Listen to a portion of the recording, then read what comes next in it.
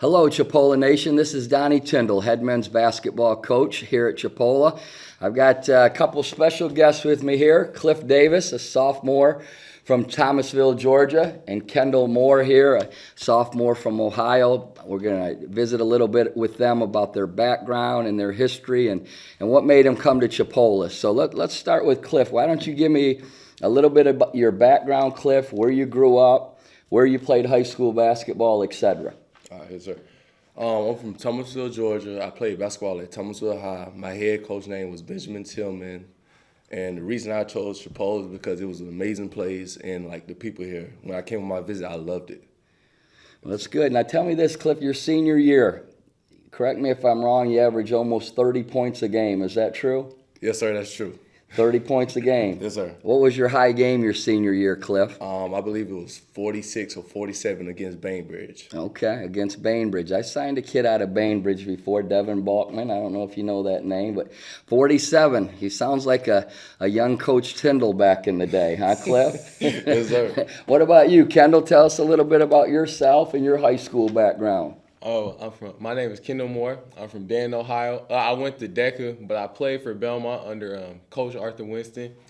And my senior year, I ain't averaged as much as Cliff. I averaged about like 24. My high was only like 40, but I chose Chipola because I realized it was a winning culture here, and I just knew it would be a good place for me. Okay, good. Now tell me this, Kendall, you also had a little bit of college experience before you transferred here to Chipola. Tell us about that, if you would. Yes, sir. Well, my freshman year, I went to Purdue Northwest. I had red-shirted due to injury. And then after that, I had transferred to Corbin University, did 2 years there, and here I am now. Okay, well, good. Well, we're glad to have both of these guys. And you know, Cliff got 47, Kendall got 40, but the thing about Kendall, he actually passes the ball.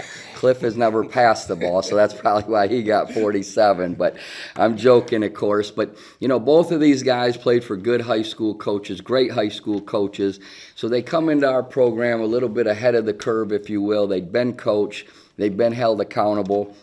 And you talked a little bit about, you know, your visits and that you liked it, but was there one or two specific things, whether it was off the floor or from a basketball standpoint, that really made you decide Chipola is where I want to finish up my 2-year opportunity? How about you, Kendall? Well, on my visit, I was here for about 2 days. I enjoyed we was hooping, and one thing I noticed is just like the competition level was much higher than like what I had played before. And another thing I noticed, I had just been looking around and I seen all the banners and I was like, I want to put one up too. Yeah, well, there's a great winning tradition here at Chipola. I've just been here going into year 3 here, but we've had a lot of success in 2 years, but there's been a ton of tradition and great coaches and great players come through here, and it's hard not to see those banners, isn't Right. it? A lot of them up there, and, Yeah. and that's interesting that you thought that the competitiveness was off the charts, and I think a lot of kids say that on their visits. And what about you, Cliff? Anything in particular that really stood out to you? Yes, sir. It was 2 reasons. One of the reasons because of you, because I knew where you've been at, and like I know you can become a better player. And another reason was like the brotherhood when I came here. It was just like everybody just loved, laughed, all that, and it just made me feel like I was just home.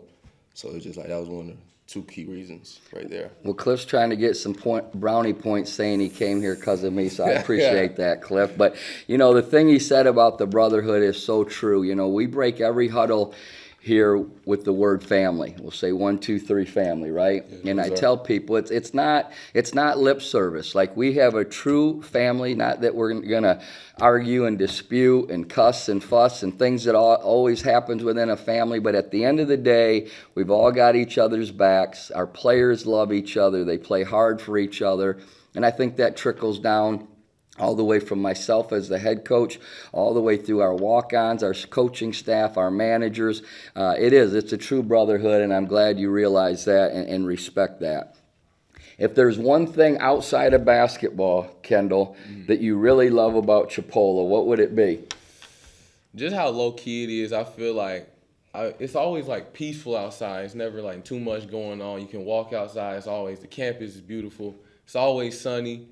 That's the most part I like about it. Okay. What about you, Cliff? Okay, mine is really the food. 2 spots I love here Hey, is the cafe. Wharfs and Yamato's. If you ever come to Mariana, always stop at Yamato's or Wharfs. And that's free advertising Oh, for those 2 spots. What's Wars? Wharfs. Wharfs. It's a Yeah. seafood place, bro. They say they got the best chicken fingers ever at the Yeah. Wharfs, huh? I have to be. Yeah, and then I kind of laughed and giggled with my friends and people over the years. I've nicknamed it Yamamoto's, but Yamamoto's is very good as well. We always go there, but two good spots. And I'll say this, Cliff, Kendall, tell me if you disagree. The cafeteria food here is pretty darn good as well. Oh, yeah. Shout out Miss Tina. Shout out. No doubt. It's a good people there, great food. All right, tell me this, basketball-wise, what's your goals this season for yourself individually? Kendall, we'll start individually first. Individually, well, really none too much individually, because I realized when I first came here, like, the main goal obviously to go to a D1 school after this, but I don't know, I was focused on like the task at hand, like day by day, getting better. I want to win a ring. I want to do all that first, and then I want to focus on what's next for me. But right now, we focus on the task at hand. Yeah, spoken like a true point guard right there, right? Unselfish, all about the team. I love it. How about you, Cliff? Okay, my goals for like coming up is really to like move on and go to a spot where I can just thrive at next year. That's my goal right now. Individually. Yes, sir. Okay. And then what about team-wise? We'll go back to you, Cliff. Team-wise this year, what's your goal for our team? I want to hang up a big banner. I'm trying to win a national championship. I want to be the first team to ever win here at Chipola. That's like the end goal right now. And you, Kendall? Same. You know, and they talk about a national championship, and that's cool. That is the ultimate goal, of course. But we really don't talk about that a whole lot. We talk about getting better, as Kendall mentioned, every single day.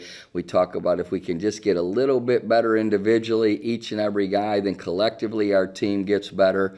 And I think that's the path we're heading down. You know, we're currently 19-0. We're ranked number 1 in the state, number 1 in the country.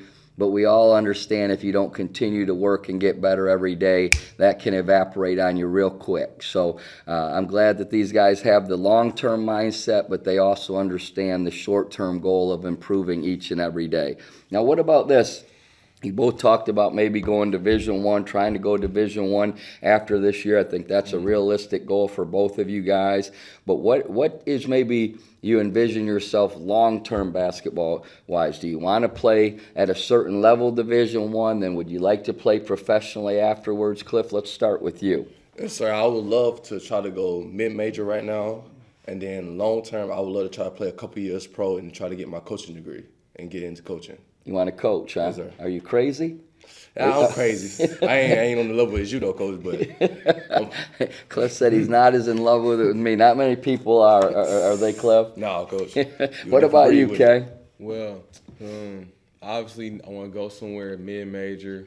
Anywhere, honestly. If it's D1, I want to go there. Great fit for me.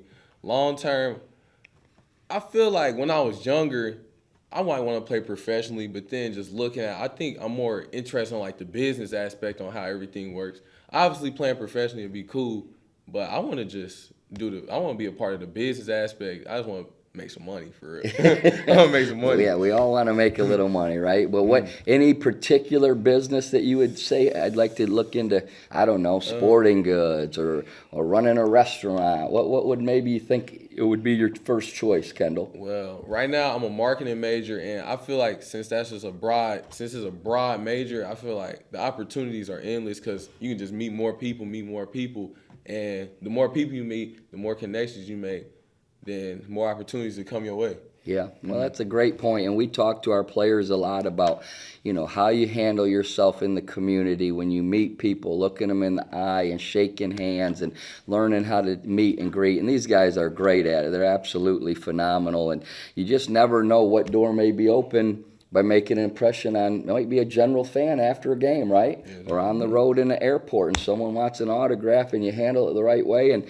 all of a sudden they give you a business card and 3 years later you're interviewing with them for a job. You just don't know. So those are all things that we talk about, and these guys don't just talk about it, they do it, and I'm proud of them for that. You know, Saturday, We played Northwest Florida, first conference game. It was a heck of a game. We were up 16 with about 4 or 5 minutes to go, and they made a heck of a comeback, and we almost got beat at the buzzer. Thankfully, we held on and won the game. But what was so impressive to me is for 2.5 years, we worked day and night to try to get this fan base back behind us. And they've been exceptional. They've been exceptional to this point. But Saturday was off the charts. Best crowd since I've been here. They were into the game. We want to thank them very much because there's no way we win the game without them that night. But what do you think about that crowd, Kendall? Great crowd. Keep coming to the games. We need y'all. Keep coming. Yeah, that was fun, wasn't it? Yes, What do you sir. think? Cliff, you've been here a year and a half with me now. What do you think of that crowd? I loved it. The energy in the building was crazy. It was just phenomenal. Like, yeah, just like Ken said, please keep showing up. Well, Please. and we mean that sincerely. We hope you'll continue to come out and support us. We got a great group of young men, and I'm going to give each of these guys a chance to ask the coach a question here. So I told them don't put me on the spot, but somehow I think maybe they will. So Kendall, let's start with you. You got a question for Coach? Yes, sir. Well, based off, I seen your background. You coached at Tennessee, you coached at Moorhead. You also coached in the G League. What's the difference business-wise coaching, maybe at a D1, coaching here, and then coaching professionally?